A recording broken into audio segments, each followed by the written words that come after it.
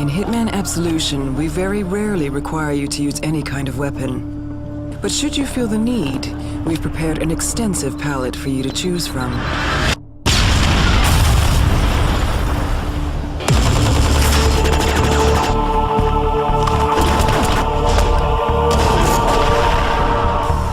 Every level is fully loaded. Choosing the right tools can make all the difference in the world. But you can always just improvise. Weapons are everywhere. Anything is lethal in the hands of 47.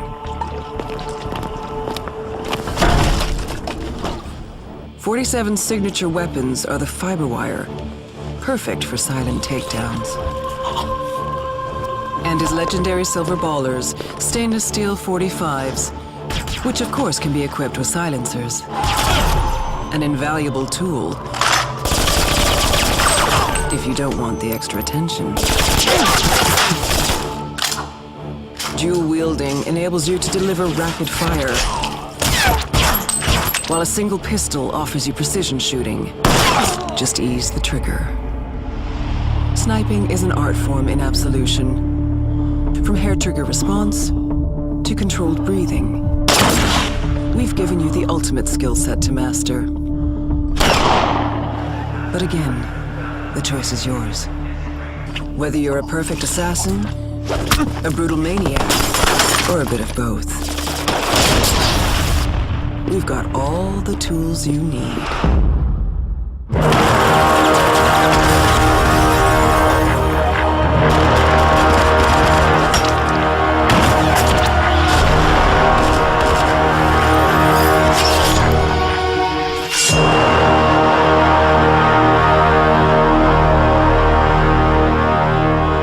Next time, we'll be looking at the kill.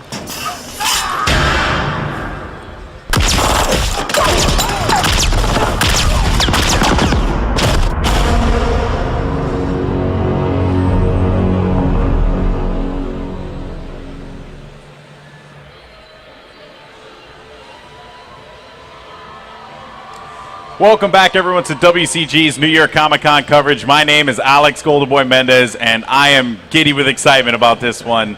That was cool. I'm not even going to lie. That was cool. I am with Christian here from IO Interactive, and this is a very cool game, Hitman Absolution. Yeah. In case you guys don't know, Hitman is the OG of assassin games here, and it's good to see you back. Christian, how you doing, man? Good to be here. Good to have you. It's super exciting for us right now. We're one month away from the game coming out. This is Hitman is now back. We're excited to bring him back in a true form we always wanted him to be. So also super excited to be here in New York at the moment. We're showing off our new contracts mode, which is the first time we actually bring the franchise onto an online format. Yeah. Where the essence of the game has always been finding ways of creatively dealing with your targets, killing them in all sorts of ways.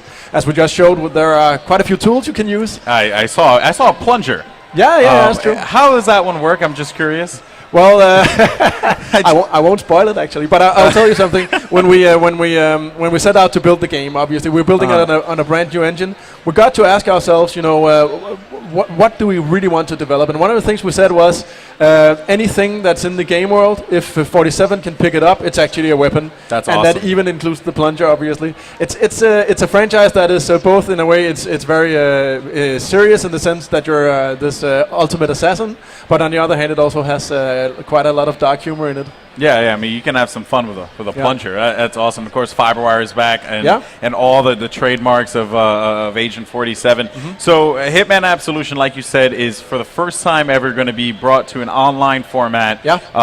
Tell us a little bit about Contracts Mode. Well, Contracts Mode is where we actually enable our players to go into the levels that are available normally in the story mode. So obviously we still have a story, an overarching story where you kind of you follow 47 as he's on this hunt for the truth, and for the first time he's actually also tasked with protecting a girl called Victoria. So that's one aspect of the game, which is a pretty substantial campaign, if you will. But then we also added the option for players to go in to kind of revisiting the story mode levels. Okay. But this time we kind of we looked at what our fans were doing. So the last game, Blood Money, we had a lot of fans playing that. They put on their the videos of what they were doing on YouTube, especially because it's a game where you're actually free to choose so many approaches on how to take out your targets. So they kind of started bragging on all these crazy ways where they could find on how to kill people. But then they also started doing something else that really intrigued us, which was that they said, okay, so I'm not going after the target that the story wants me to go for. I'm actually going to take this guy, the janitor, or the boat. Random guy. Yeah, exactly. Okay. And then they will say, okay, who can do Silent Assassin on that guy, or who can take him out with this weapon?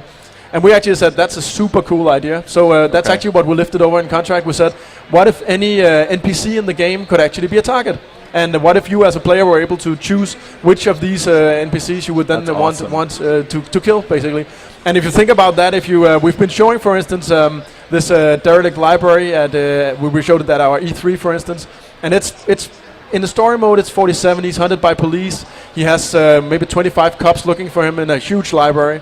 And in the story, it's all about evading them and finding the nearest exit. Yeah. But if you think about it in contracts, now you're here to mark a few targets and take them out and then escape unseen. Yeah. Which fundamentally changes the way that area plays in contracts mode. So it's basically an experience where I'm just playing through the game, but then I get a contract and I'm told, hey, I gotta kill this guy. I gotta do it flashy too. Yeah. Preferably with a plunger, because I'm just saying I think I'm gonna go through the entire game with a plunger in my hand and probably commit mass murder like that. That's gonna feel free to do so, right? But in any case, so we do have some footage here that we're gonna show off here today. And we're going to talk about the weapons, the different weapons in the game, because if you saw in the trailer, there were a lot of weapons in that game. My name is Torb Lystad. I'm the director for Hitman Absolution. So we're hearing some audio from the video. So one of the beautiful things is that in contracts mode, it actually feeds off what is strong in the story as well, in the story mode. We showed that you have a ton of different weapons available, for instance, and you're also free to choose your approach in story mode. Okay. And what contracts does is that it actually feeds off this. So what we're going to see here is basically a contract. Now the way they are created is that a player will. This is introducing the contracts. This is actually what I was talking about. This is the library that we showed off originally as 47 on the run. But in this situation in contracts mode, you can actually see that the sergeant down there, he's marked as a target. And in this case, the player will actually have to figure out, I'm not going for the far exit. I'm going to find a way to try to deal with this guy. Okay. And that poor guy has no idea what's coming to him. No. Poor guy. He's just there. He's like, doing my job, living my life, and then, death and destruction. Definitely. Okay, this is going to be cool. One thing you'll also notice is there's an exit icon. If you look at the door down there, there's a 1 and an exit. And the exit actually different from story mode, which means that the area is also changed in that way. The way you enter, the way you leave is different. The problem and I just want to say something real quick before you continue. The visuals are absolutely stunning. I mean, I was talking with you guys earlier, and you said, "Oh yeah, the game looks good," and then I was like, "Yeah, the game looks good." And then I'm looking at the game, I'm like, "Whoa, the game looks good." What's I mean, I just want to talk about that real quick. What's like the overall thing with that? Well, Hitman is coming out, and it's the first title on our brand new game engine. It's called the Glacier 2 engine. And it's really an undertaking building technology from scratch like this. Yeah. I think the studio, IO Interactive, started by creating the first engine. It was called Glacier 1, and then we built the first Hitman game, and that essentially sent off the studio's trajectory. And now we're back, and we're actually building Glacier 2, and we're back with the new Hitman game. So for us, it doesn't get much much bigger, and it doesn't really get more ambitious than this. This is what we do. This is our DNA, basically. Wow, this is amazing. So now you have pretty much just made this man naked. But you took his stuff. You took his gear, and we've seen that in Hitman in the past. But now you're going to infiltrate and take out your contract. So one of the things in Hitman games is the ability to wear disguises, obviously. It's something we're bringing back in Absolution also. It's we upped the ante a little bit on it. You have this you have an instinct power which allows you to temporarily bluff your enemy, so you can actually fool them if you come close to them. Yeah. And a lot of the game is actually about figuring out whether you want to go for a disguise, for instance. It's kind of the opposite of sniping, right? You go up close and you try to figure out how can I get close to my target. In this case, we chose the sergeant because he's in the middle of everything. And if you want to get him in unseen, it's going to require some knowledge about the level. Nice. So it seems like making your way around, and I'm loving the fact that you just have options. There's options everywhere. Yeah. You know, like you said before, anything is a weapon, and because that's the way Agent 47 pretty much operates. Definitely. And and he's just stalking his prey right now. This is nuts. Yeah, I think in this case we're going for the vantage point, right? To kind of get an overview of see if we can find an opening. This portion of the game is pretty huge. You could go left, you could go right, up or down, basically. You take a disguise. There are so many options for you, both in what physical path you take and also in what approach you want to go for. And in this case, we're trying to kind of, from looking from upstairs, okay, you could kind of see that there is a small opening here that we can try to use as a player. There's a light rig there that you can release. There are all sorts of elements in the game. So many options that you have here. So you grab the statue head, and it seems like your target's right there. Yeah. Let's see what he's going to do here. Oh, man, this is intense. I'm not even lying. I'm more enjoying this as if I'm, like, watching it at, like, one of these, a conference like this, and I'm at home, and I'm like, man, this game is sick. That's one of the beauties of contracts mode is actually that you share it with your friends. So we'll get back to that when we show how to create them. But so a distraction here to get the guy looking away, and now the poor sergeant is in for it. Here it is. Oh, that's just too much. That was nice. So that's the unseen version. Obviously, there are a lot of different ways of doing it, but and he just walks away like a boss. As you can see, the attention meters are actually popping off around him, which means that he will get discovered if he's not cool about it, breaking line of sight. But the disguise gives you an advantage that will be a little bit slower at figuring out who you are. But eventually, other police officers will figure out that you're not one of them, and then that's when you could get into trouble. On the other hand, though, in Absolution, going into action is perfectly fine. You can just bring out your weapons and fight your way. And it's telling you to be cautious now, so now you have to be wary. Yeah, someone found the sergeant. Yeah. Oh man, and the tracker on the side there. What is that? What was that? It looked like money. Yeah. Contract mode is actually about the life of a professional assassin, if you will. You earn money as you complete contracts. Okay. And that money you can spend on buying weapon upgrades, and also you can unlock new disguises. Okay. Because disguises are such a big part of the game as well. Yeah, that's awesome. So this is just one of the many ways. Now, we're going to get into creating a contract exactly. now. So talk about this. So first of all, what you need to know is that in Hitman Absolution, any NPC can be a target, which fundamentally changes kind of how much you can replay the game. But we also had a challenge in the sense that we wanted a way to create contracts that was not necessarily a level editor. We wanted something that was maybe a little bit more intuitive and was also good at giving you feedback on how you were doing. So we call this concept play to create, and now we're actually back in the game. It's another other segment of the game, and it's running in contracts mode. And what you'll see is there's a prompt to mark a target, and whatever target you choose to mark will then you can then proceed to kill, and then we'll be looking a little bit at how you're doing it, and I think that's what we're going to show here as well. So people can pick like an impossible target to mark, like someone who's like really tough, you know, and and see how the challenges go about. So here's an example here. Marking this guy as a target, right? He's straight off the entrance. He will probably not make the best target ever in a contract because he's so simple to get at. That's also why he's unmarked. Again, we go further into the game. And in that sense, contract mode really rewards you for knowing the level. And also, I think many people will be creating these contracts for their friends, either to be competitive or to share some of the fun stuff that's in the game. Yeah, and you can get a little, like you said, you can get a little competitive with it, make some videos, throw it up on YouTube, and I could see this being a big game for YouTubers out there to be able to make some great content out of that and some unique challenges. We expect our fans to be creating contracts we would never have imagined, basically. What we're seeing here is a hippie complex, if you will. It's a hippie apartment, and it seems to have been pretty busy. You said a hippie apartment? Yeah. It's, in the story, 47 is on the run. In this case, we use the hemp field to our advantage. It's hiding you.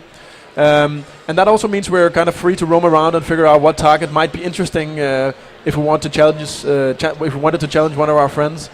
And I think this guy down here is probably a good candidate for it. He's in the end of the field, so it requires you, if you want to be unseen, you need to sneak all the way up to him. All right, so moving up here.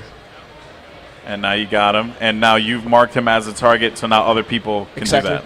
And we monitored that he was killed while you were wearing your suit, and you did it with a folding knife. So that could also be part of the contract. Really? That you so it's like in the it's like what is, oh my god, I'm trying to remember that game now. Clue. Yeah, or horse, if you will. If you go to what I did, you have to do it as well. In the hemp field with the candlestick. Exactly. Like that. That's awesome. We'll get back to that later. There are some quite cool aspects of which restrictions or bonus conditions you want in your contract.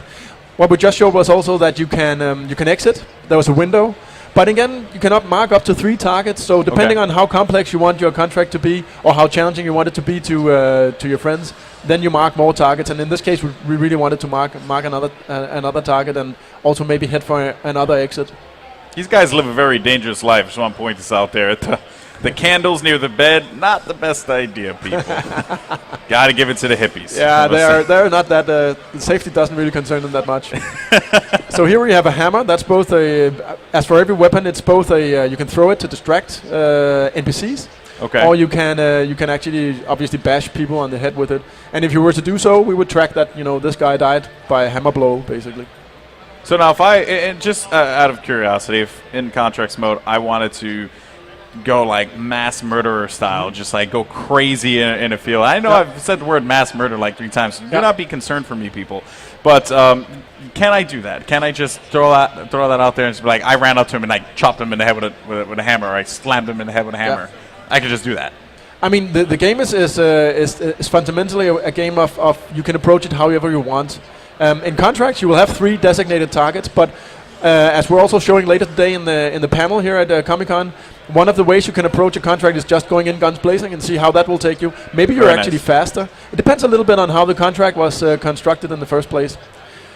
So here we see a guy, obviously distracted and then taken care of. Now, in the final part of this contract creation is the getaway, basically. And this is a really, really interesting and important fact for contracts, because one of the aspects we really like about Play to Create is that you have to escape yourself, which means that when your friends get this contract, there is no arguing whether it was possible or not. I mean, you did it, so because you did it, I have to do it. Really and interesting. that's one of the things that, with an editor, sometimes people tend to do impossible stuff, or they might not test the fun factor. But in this case, you kind of know what you're doing, and you probably know whether it will be challenging to the guys you want to compete with. Yeah, and of course, fun factor is a big thing. You don't want to just have a mode where, or have people making impossible contracts that just are not entertaining to complete. I will not like my friend if he did that to me. So we have another activity going on here? Yeah, at the moment, it's about trying to figure out what exit to go for. How do we escape the area? For instance, the contract also monitors if you're unseen. If the creator can manage to remain unseen, then that's a part of the contract as well. If he doesn't, then it's not a part of the contract. We also track if you missed any shots. So not missing any bullets or any shots is also a potential condition of the contract. Nice. So you can say the way you play the contract will really shape how it ends up. So every movement, every action that I'm doing here is being tracked by the contract. Well, the stuff we found relevant for gameplay, for basically. the contract, yes. So not necessarily where you're going, but more what you're doing and what the world knows about what you did. Okay, so all right, so like where I'm walking isn't necessarily important, just how I'm getting away. Exactly. Is what's more important. And who dies and whether they died unnoticed and all that stuff. Now, what if you choose to take out other casualties during the contract, like we saw on the other one prior? Yes. Would that be a part of it as well? Like I took out this guy, took his stuff, now I'm taking out this one. It's definitely a part of the conditions, because taking out people other than the targets is actually making it easier for you. You might be able to grab a disguise, you might get rid of an annoying guy looking at your target or having him under observation. So definitely, if you have, one of the conditions is called only kill targets. So if you only kill the targets you mark, then that's part of it. Nice, I'm loving this here. So again, a big part of contract is also replaying and understanding the levels. And in this case, the creator here knows that if you start the disco, then the guys at the exit, the elevator exit, will actually be they'll be interested in that, and they'll be hanging loose. And everyone's gonna go in there because they want to party. Yeah, or I think maybe they stole some of the contraband, and maybe they're having a little bit too good of a time. Awesome. So, and this is where the Great Escape occurs. Very so, nice. And obviously, then the contracts you play, you can also choose to like or dislike them. So there's also we select the most popular contracts. That's also a big part of the contracts creation. So here you go. You can see that that the first guy died with a folding knife, and all the guys have names. That's also a part of contracts. You're also free to edit the title of the contract and come up with your own fiction as to what happened. Maybe these two guys were especially dirty, or I don't know. And that's it right there. That's where the fiction's at. Exactly. In the creation of the contract, you can say, this guy did this and this. Yeah. That's awesome. That is really cool. I must say, I've never seen that before. No, but we're super happy about contract mode because it actually fits the game so well. Because it is a kill sandbox in its true form, then it also, in contracts, that's just what it is. So now we're back. This is if you receive this contract, accepted to go on this mission, basically, then this is what you see. So you roughly start in the same place. Now the two guys are marked as target, and what we will be showing is that, you know, the opportunities here for trying to improve or trying to do to take another approach. They are kind of just because we have so many weapons, so many approaches. There's absolutely so many ways you can go about it. But so in order for the contract to happen, because I'm noticing here he's not wearing the suit.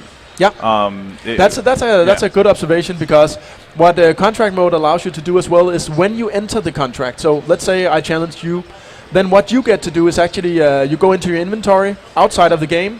If you have unlocked the Chicago PD outfit, then you can bring it in. If you want to bring in your sniper rifle, you can bring that in. If you want to bring in other weapons, that's up for you to choose. In this case, it actually gave the player here an advantage because he could simply blend in. He was bluffing the other police officers as he was walking through the hemp field, which is a faster approach because of his. You can see it again here. Because of his disguise, he's actually able to outmaneuver some of these police officers a little bit faster than you would if you're not using the disguise. Wow. So what we saw there in the creation of the contract, he cut the guy's throat. Yep. Into that one. Yeah. This guy decided, you know what? I'm going to throw the knife at him. Exactly. And it's that's faster, awesome. Yeah. It's faster, it's more effective, and he's able to get away, and he's taking another route here. Yep. This is amazing. Again, a little shortcut to get to this area a little faster. Okay. So there are also, in this little example here, the puzzle is also, you have the guys outside that are guarding the elevator, and the original creator went to the disco room to kind of get rid of them, to make them go for the dance, basically. But if you know the level, you also know that the safe that this guy couldn't open, you can find the combination for that in a notebook, and in this example, that's the advantage the player has here, because he'll be able to open the safe, and we'll see what he's finding in there. All right, so let's see what there is in the safe.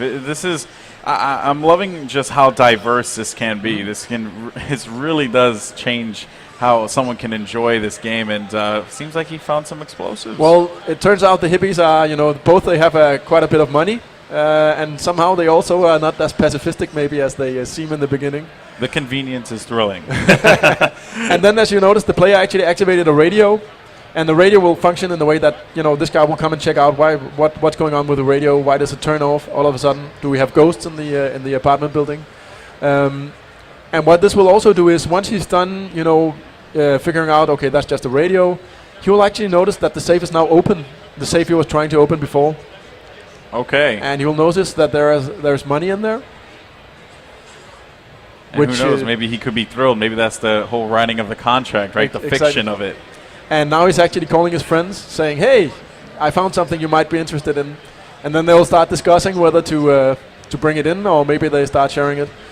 But that's for 47, cool. It's actually an opportunity here, right? Because he has the remote detonator. He has people away from the elevator. So now it's about sealing the deal, basically. Yep, and he's got them all trapped. Amazing. So that's another way of doing the hit. That's awesome. As we also showed in the little trailer with the tools of the trade, you have so many different weapons and approaches, right? So that's why contracts there's so many different approaches. Wow, that's amazing. I must say, I'm completely blown away by this. There's like a big cheese smile on my face right now, just because I love being creative with things. I like, I play a lot of these games where it's like play, create, share, things like that. But this is such a dark way of doing it. It's absolutely awesome. And that's it. So that's it for the contract. You accomplished it, and then I can go out and issue my own contract. Exactly. I mean, the second you complete the contract, it's live on the servers. We then enable you to take your friends list, for instance. You can invite them to a competition. And I think that's one of the beautiful things about contract mode, that in one way it could be a very competitive thing where you really want to, outsmart your friends. Of course. Especially because you have the bragging rights that when you did the contract, you were able to do it, and there's no arguing whether they should be able to do it, because we have the sanity check there. Yeah. But you could also be doing other crazy stuff, like, if you found the chicken outfit or the chipmunk outfit, just bring that in and take a shotgun and have some fun. And then you can actually share that with your friends that, hey, look at this. I did this with the chicken outfit with the shotgun, ladies. Exactly. That'd be amazing. That's absolutely awesome. And one more thing I want to talk about is the AI, because it's very intelligent from what I see here. What were some of the challenges with getting it to be that responsive and opening the safe and him being like, I was trying to open this? Well, tell us a little bit about that. Well, as I mentioned in the beginning, the game is running our new Glacier 2 engine, and that actually meant that we could go back. Where the Hitman series has 10 years of legacy, if you will, and we could go back and look at what worked well with the AI and what did we want to improve to the previous titles. And one of the things we felt was that the AI needed to be well-rounded, if you will, where if obviously if you're in stealth, they will be talking to each other, they'll be talking a lot, but the second you screw up a little bit, instead of this binary switch flipping where everyone then knows where you are and just start attacking you, maybe they'll just they'll see through your disguise and they'll approach you. Maybe they'll figure out you're not who you're supposed to be, then they will try to arrest you. And the arrest, you can actually fake surrender in the game, and that will make you lure them close, and then you'll take them as a human shield. So, and then obviously that will not be pleasant for the guy. Maybe he'll be yelling for help, another guy will come in, but the knowledge of what's going on spreads organically instead of this cyborg mind that knows what's going on. If this guy starts shooting, other people might hear the gunshot. They still don't know what's going on, something bad is about to happen, but they will come to the situation. But as a player, that means that you are actually empowered to, if you can deal with the first guy, let's say I grab you as a human shield, just for the sake of argument. Sorry, guys. I drag you out back and I knock your lights out. And if no one noticed, that's perfectly fine. If you had seen through my disguise, the disguise is now reinstated, and you're free to proceed in the level without anyone ever knowing that something was wrong. And that was kind of one of the challenges we had creating the game, that we really wanted this organic, living, breathing world where it feels like everything is not. I don't know how to put it. That a part of the exploration in the game is just trying to meddle with the AI and see what's going on. Much like with the safe here. What happens if I open it? Okay, so he will call his friends, for instance. That's amazing. And just before we wrap things up, I really do want to know: have you seen any of the developers made any crazy contracts? Anything that you've seen personally? Well, I mean, obviously, when we develop the game, we have a lot of user tests. We both have some of our hardcore fans coming in. We have some of our own guys. And I mean, the stuff you can come up with, ranging from the silly, basically, to the super crazy, very challenging contracts, is just amazing.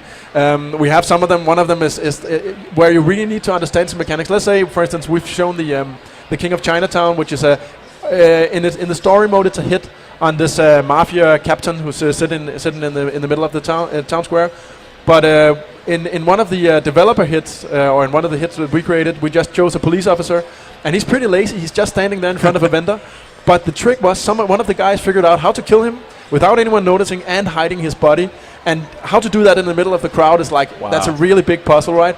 And obviously it turns out there are 3 or 4 different ways of doing it, but it all requires that you somehow lure him away, either by distraction. I think one of the approaches was that you actually approach him, let him figure out that you're in a disguise, and you go like, hey, who are you? And then you can I'm no one, and then walk away. That's and then awesome. as he's walking with you, you are actually isolating him. So there are a lot of different ways of doing it. So and then I could do that all in the chicken suit. Yeah, if you want. That's the way I'm going to play the entire Hitman Absolution series, folks. In a chicken suit with the shotgun. That would be that would be amazing. Yep. I would do it'd be awesome. Seeing all the cutscenes in a chicken suit, that'd be awesome. All right, well, Christian, I want to thank you. I think everyone here is excited about the game. Cool. It is absolutely amazing. And once again, thank you so much. Thank you, too. I had a blast.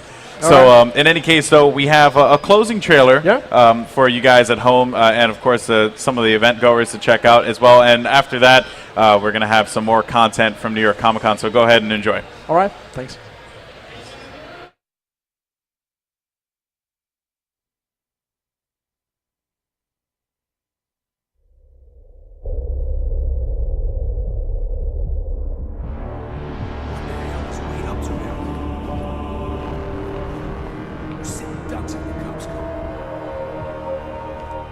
Killing is easy. There are literally hundreds of ways to kill in Absolution. The difficult part is getting away with it. And getting away with it in style.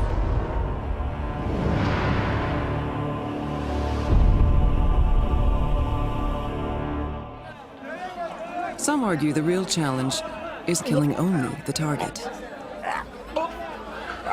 The silent assassin enters and exits the stage undetected.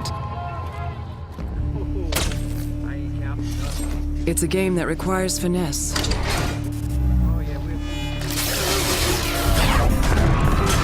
That rewards ambition. The best kills don't appear like kills at all. Use the world around you. Move as it moves. Be here.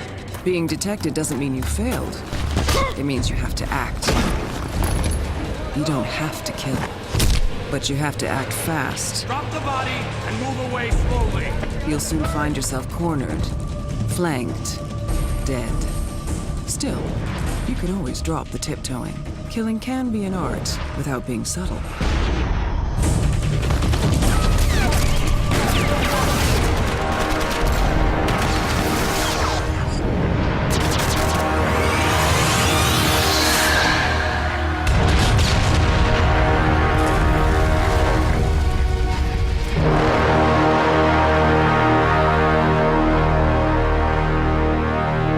Next time, we'll dress to kill.